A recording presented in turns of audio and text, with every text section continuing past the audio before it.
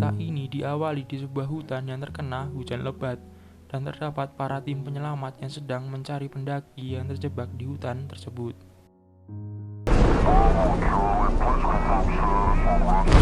Para tim penyelamat diberi info hujan disertai badai yang sangat lebat ternyata akan menyebabkan banjir bandang.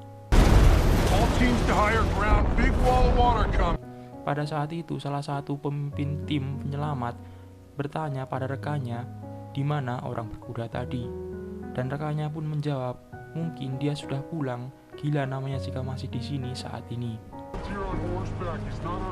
Pada saat yang sama, pilot helikopter tim mengatakan jika terjadi turbulensi di helikopternya, dan ia memutuskan untuk kembali.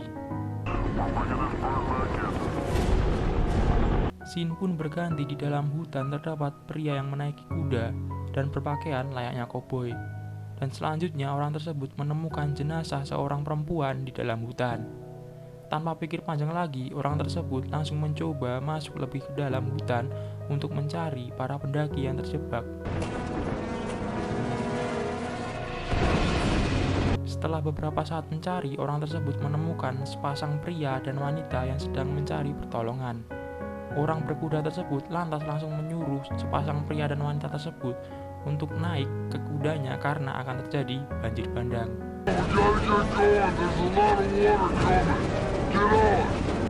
Tetapi pria yang bersama wanita tadi menolak karena ia kemari bersama istrinya.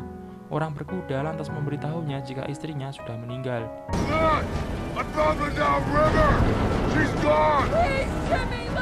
Akan tetapi pria tersebut ngotot ingin mencari istrinya, lalu ia pergi sendiri mencarinya. Terlihat pada saat itu banjir bandang akan segera datang. Lantas orang berkuda menyuruh wanita di sampingnya berlindung di balik batu besar agar tidak terlalu parah terkena banjir bandang.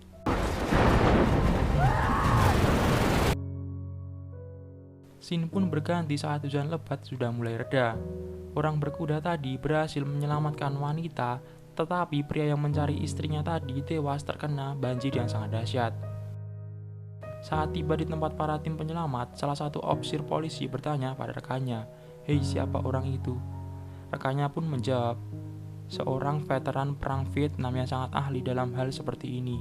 Sang polisi tadi lantas menanyakan nama orang berkuda tersebut. Ternyata nama orang berkuda tersebut adalah Sersan John Rambo. Pada saat yang sama, wanita yang diselamatkan John berterima kasih karena telah menyelamatkan nyawanya, dan John pun hanya mengangguk.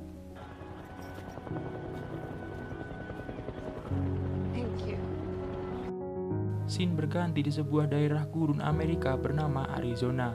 Di situ terlihat banyak penghargaan militer dan senjata yang berada di sebuah lorong bawah tanah. Di situ pula terdapat John yang sedang meminum obatnya. Dan setelah meminum obatnya, pria tersebut lantas melakukan olahraga berkuda di halaman belakang rumahnya. Setelah selesai berkuda, John terlihat kembali ke ruang bawah tanahnya karena ia mendengarkan ada tetesan air yang bocor. Dan setelah menemukan letak kebocoran tersebut, entah kenapa John kembali mengingat masa lalunya saat ia masih berperang di Vietnam. Untuk menghilangkan pikiran tersebut, John lantas membuat senjata baru dari besi.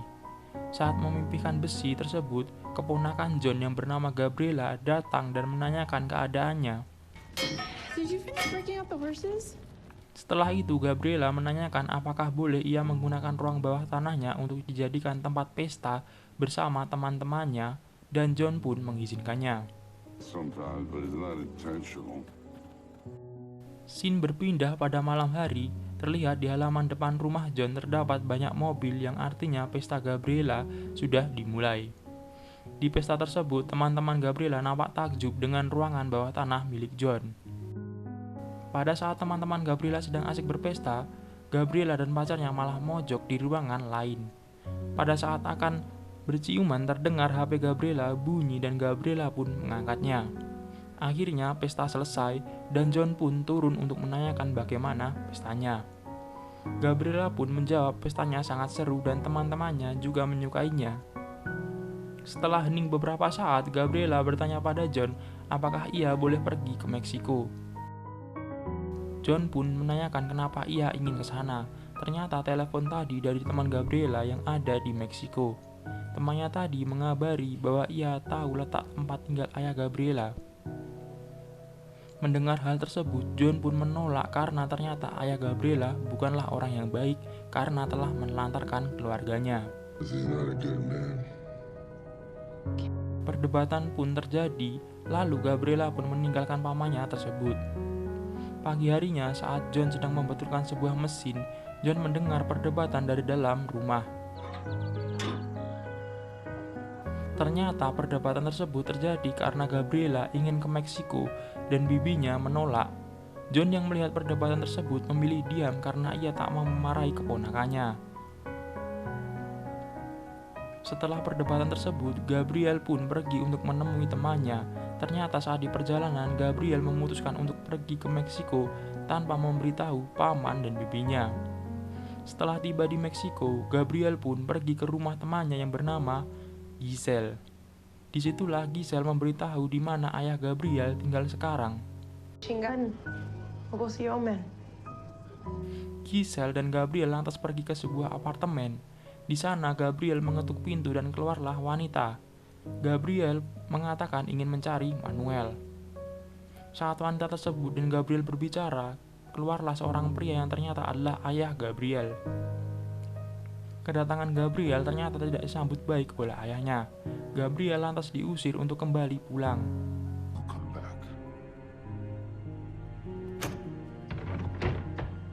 Saat di mobil, Gabriel sedih mengapa ayahnya bersikap seperti itu. Melihat hal tersebut, Giselle pun mengajak Gabriel ke sebuah klub untuk meredakan kesedihannya. Di dalam klub tersebut, Gabriel didekati seorang mas-mas cabul yang mencoba memberinya minuman. Setelah meminumnya, Gabriel nampak pusing dan sempoyongan dan pada akhirnya Gabriel pun pingsan. Scene berganti lagi, nampak seorang pria gabut yang sedang melihat di jendela bernama Hugo Martinez.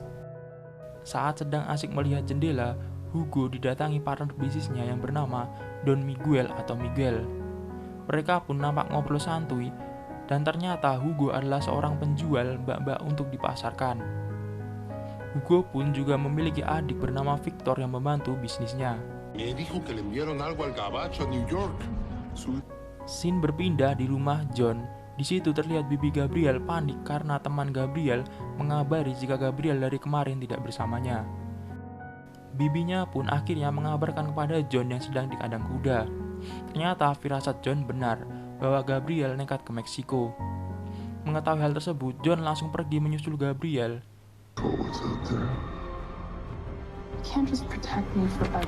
Scene pun berganti lagi. Saat itu Victor sedang mengecek para wanitanya. Di situ terlihat Gabriel yang ketakutan. Ternyata Gabriel dijual oleh Giselle ke seorang mucikari. John akhirnya tiba di Meksiko. Di situ ia langsung ke apartemen ayah Gabriel tanpa banyak omong. John langsung bertanya di mana Gabriel. Manuel hanya mengatakan ia tak tahu di mana Gabriel sekarang.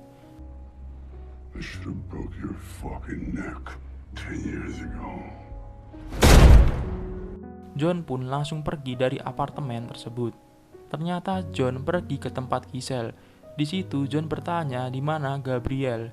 Giselle mengatakan ia tak tahu. Karena tersulut emosi, John lantas membanting pisaunya di meja. Giselle yang ketakutan lantas memberitahu di mana ia terakhir kali bersama Gabriel. Giselle dan John pergi ke sebuah klub di mana di klub tersebut Gabriel dijual oleh Giselle. Di dalam klub tersebut, Giselle menunjukkan John bahwa mas-mas di sampingnya yang membawa Gabriel pergi. John pun lalu menyuruh Giselle pergi dan menunggu mas-mas cabul tersebut. Di situ terlihat seorang wanita yang diam-diam melirik ke arah John. Akhirnya mas-mas cabul tersebut keluar. Ia akan enak-enak dengan seorang wanita di mobilnya. Tiba-tiba John langsung menyerang mas-mas tersebut dan bertanya di mana Gabriel berada. Awalnya mas-mas tersebut tidak mengaku, namun setelah dihajar oleh John, mas-mas tersebut memberitahu di mana Gabriel berada.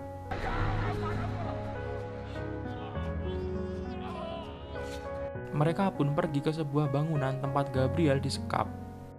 John langsung turun dari mobil lalu pergi ke bangunan tersebut.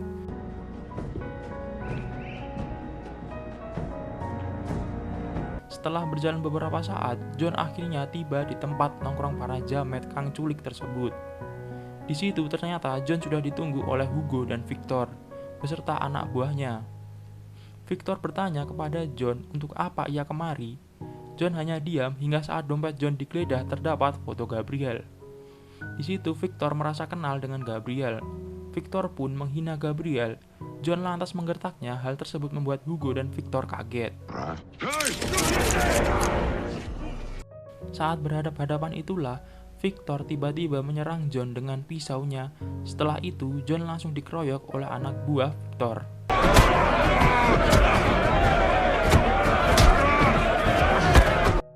John yang saat itu babak belur ditinggalkan oleh Hugo, Victor, dan anak buahnya. John yang sekarat ditolong oleh wanita dari bar tadi. Setelah tersadar, John bingung kenapa ia di sini. Saat ia mencoba mengingat, datang seorang wanita yang menolongnya tadi.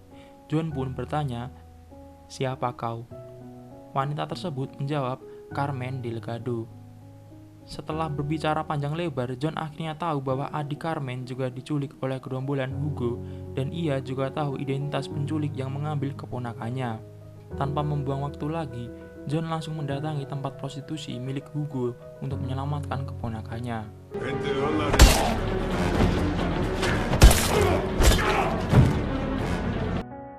John yang sudah menemukan keponakannya langsung membawanya pergi dari tempat itu. Di perjalanan pulang, John meminta Gabriel agar tidak menutup matanya. Ternyata saat itu Gabriel sudah overdosis obat-obatan. Agar Gabriel tidak tidur, John pun menceritakan saat Gabriel kecil. Tanpa sadar, perlahan-lahan Gabriel mulai menutup matanya. Dan akhirnya Gabriel pun meninggal dunia. John pun di situ merasa gagal dan sangat kecewa. Scene pun berganti lagi ke Hugo dan Victor. Di tempat prostitusinya, di situ Victor marah kepada Hugo. Kenapa saat itu Hugo tidak menghabisinya saja? Scene pun berpindah lagi, terlihat John selesai mengubur keponakannya. Dengan dendam, John lantas pergi ke ruang bawah tanahnya untuk memasang jebakan-jebakan untuk melawan Hugo dan Victor.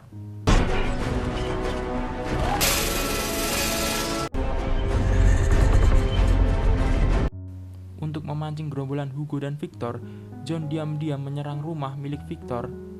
Dan setelah menghabisi anak buah Victor, John tiba di sebuah kamar.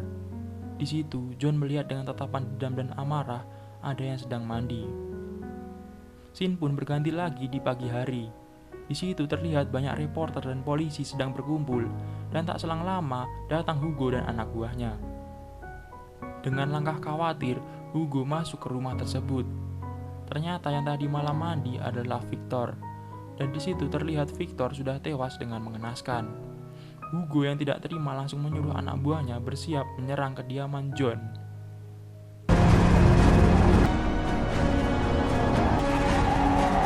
John yang saat itu sedang berada di samping makam keponakannya melihat gerombolan Hugo. John pun langsung bersiap. Saat mobil anak buah Hugo mulai memasuki halaman rumah John, John mulai mengaktifkan jebakannya.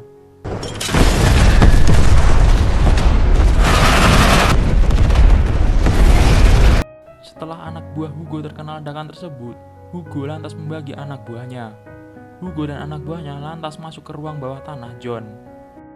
Saat itu aksi John Rambo pun dimulai. Satu demi satu anak buah Hugo tewas di tangan John.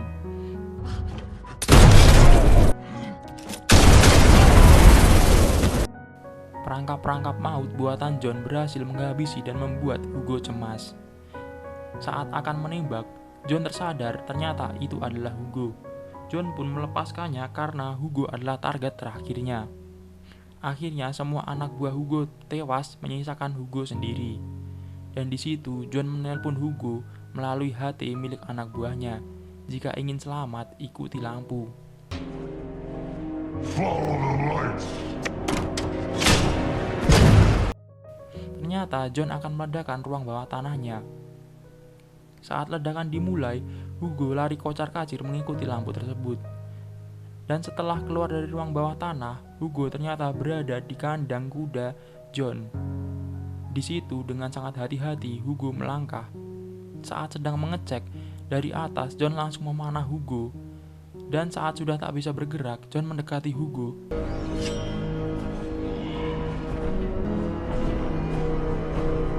Dengan pisau miliknya, John mengambil jantung Hugo.